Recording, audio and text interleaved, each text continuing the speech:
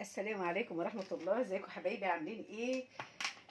النهاردة هنعمل مبكبكة. شوية زيت كده ونعلي النار. هنعمل مبكبكة بايه بقى يا حبايبي؟ هنعمل مبكبكة بالسجق. أكلة بقى كده سريعة خفيفة لطيفة، برضو مكوناتها موجودة. يعني معايا نص كيلو صدق، معايا 3 معالق صلصة، ومعايا بصلة كبيرة مقطعة مربعات، ومعايا 3 قرون فلفل حامي على بارد، واللي عايز بارد طبعا يعمل وما بيحبش الحامي. ومعايا حوالي نص كيلو مكرونة، وهنا معايا كاري وكزبرة ناشفة وبابريكا وملح وفلفل اسود ومكعب ماجي او مرقة. اول حاجه انا كده هعملها، انا كده واخده كل المكونات معايا اهوت على البوتاجاز. احنا كده داخلين.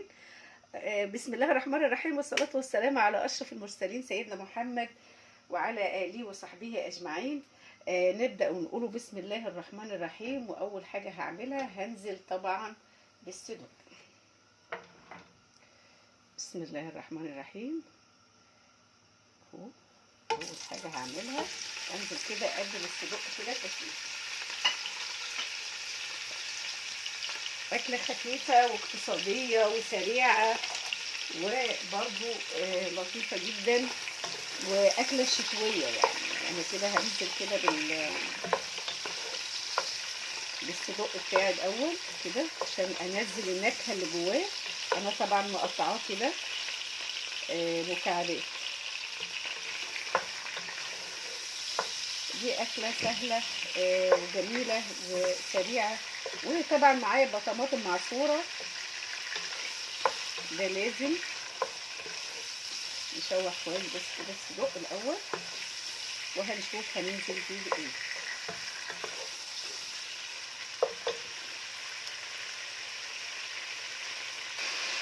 طبعا شايفين ان الصدق بدأ ياخد كده لون. يعني هو بدأ كده ايه ينزل كل الدهون اللي فيه والحاجات اللي فيه. وطبعا هنزل بقى معايا البصل والفلفل والطماطم، وهنزل بيهم كده عليه مرة واحدة. أكلة سهلة ولطيفة. شايفين الجمال؟ شايفين الألوان؟ حاجة كده ايه جميلة. الله، نسيبها كده مسح ابدا. لازم ننكهها بقى بكل البهارات بتاعتنا ديت، الفلفل والملح والبابريكا والكزبره والكاري ومكعب المرقه. وانزل بقى كده بكل حاجتي كده. طبعا انا مكتره الكاري شويه لان هو بيديلها طعم حلو قوي قوي. وطبعا الكاري والكركم من الحاجات المضاده للالتهابات ومسكنه للالام. فيا ريت تدخلوا الحاجات دي ثقافة الأكل اللي هي الكركم والكاري معانا في الأكل، لأن دي رافعة للمناعة، مضادة للالتهابات، مسكنة للألم، لها فوائد كتير. طبعا أنا مش دكتورة مش هتكلم فيها، بس لها فوائد كتير. فبما إننا احنا ما بناخدهاش كده قليل، ندخلها في كل إيه أكلات.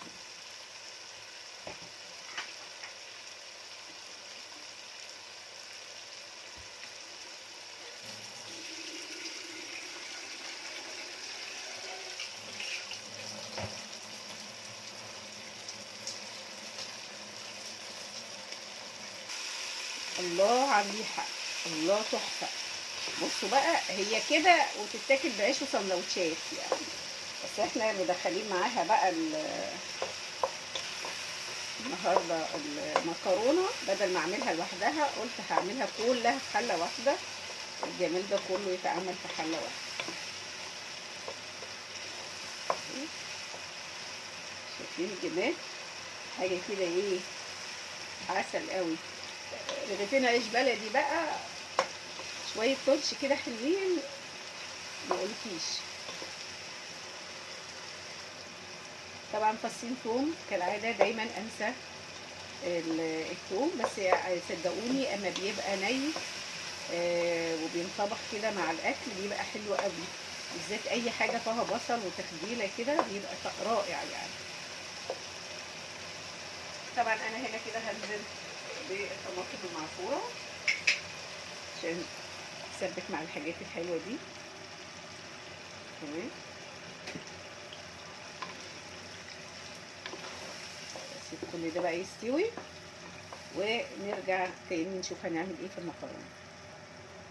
طبعا احنا نزلنا الطماطم، هننزل كمان الصلصه،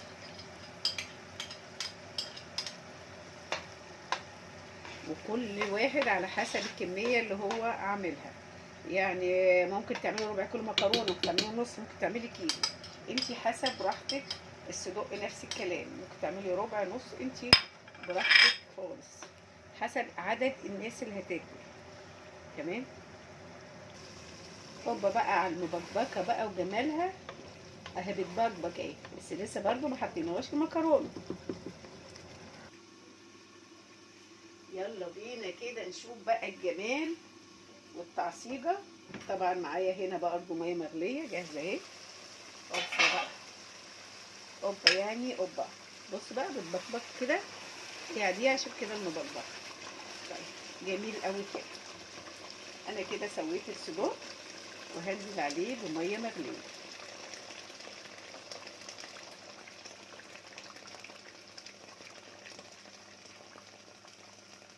حط بقى ميه يعني ايه شويه كده عشان المكرونه هتنسلق، ولازم يبقى فيها الصوص بتاعها. تمام اهي، والميه بتغلي اهي. تمام.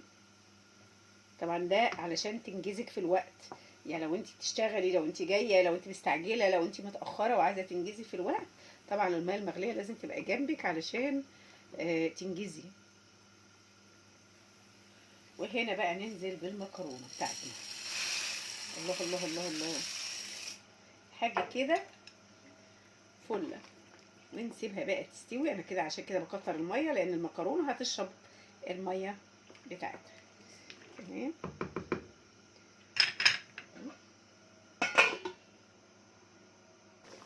طبعا لازم نقلب، ما نسيبهاش كده، نقلبها كده. وانا بحب الصوص بتاعها ده جدا جدا جدا. طبعا هي حلاوتها في المبكبكه انها بتبقى كده جوسي وطريه وجميله، بس ما نقفلش عليها ونسيبها، لازم نقلب علشان ما تلزقش المكرونه مننا تحت.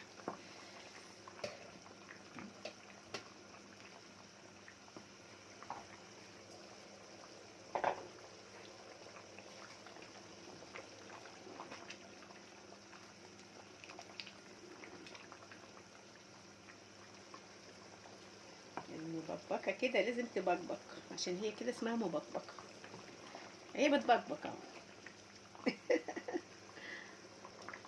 طبعا يا جماعه نكهه الصدق بالبهارات بتاعته، بالبهارات اللي انا حطيتها، انا مش عايزه اقول لكم الريحه والطعم. اللي عايز بقى يحرقها ويخليها كده مشطشطه يزود. وعشان بقى كده نزود بقى التعزيز بقى، ندي كده خيط كده دبس رمان. اوبا بقى، الله، حوالي معلقتين كده من دبس الرمان بيديها بقى ايه نكهه رهيبه.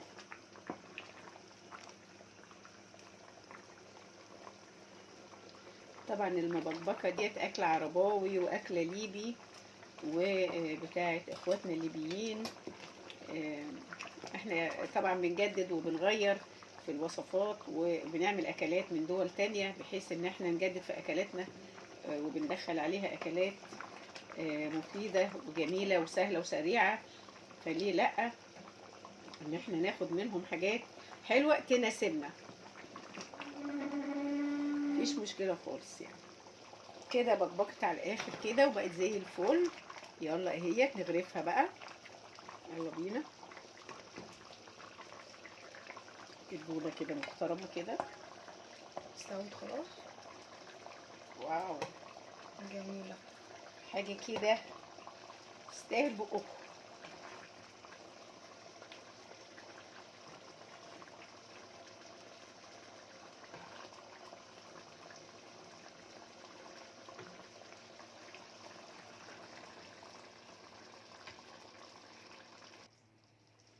احلى مبكبكه ممكن تعمليها، حاجه كده تحفه وجميله ومشبعه وسريعه وفي حله واحده ويلا بينا.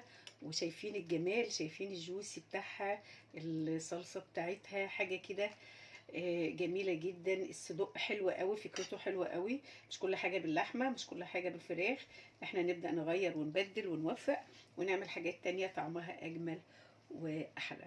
وما تنسوناش بقى باللايك والشير والاشتراك في القناه. والسلام عليكم ورحمه الله وبركاته.